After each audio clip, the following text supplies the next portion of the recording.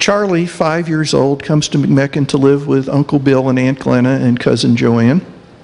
First day of school, a teacher picks on him, and he runs back to their house crying.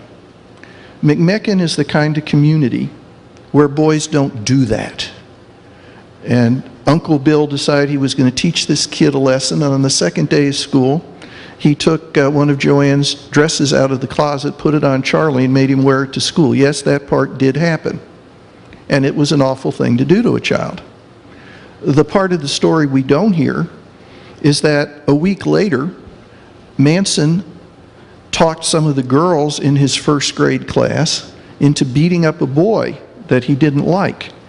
And when he was taken to the principal's office, his defense was the girls were just doing what they wanted to do. It wasn't his responsibility. You may recognize that as the same defense he offered for the Tate LaBianca murders 30 years later. He made his first violent attack on someone at age 7 when he took a razor-sharp sickle and tried to kill his cousin Joanne. When his mother got out of prison, she did not try to get rid of her son.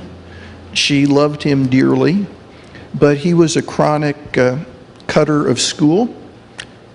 She got a job as a grocery store clerk, and Charlie would come in and shoplift. He would hustle money from customers at the store.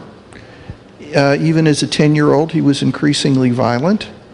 And after counseling with her mother, with her sister, with the teachers, it was decided Charlie probably should be in some boys' school where there would be a little more discipline enforced and rules for him to follow. Charlie, in a very open school environment, the first place that he went, immediately began running away, committing different criminal acts. The picture on the cover of the book, Charlie's 13 years old there. He's just been picked up for armed robbery and is coming before a judge that day in Indiana. Charlie, who was technically a member of the Church of the Nazarene, convinced the judge that he was a Catholic and that the judge should send him to Boys Town rather than a reformatory. Charlie went to Boys Town.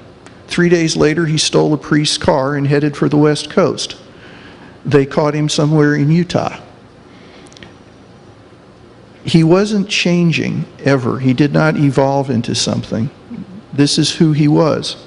And every time he was released from prison, he went back to it.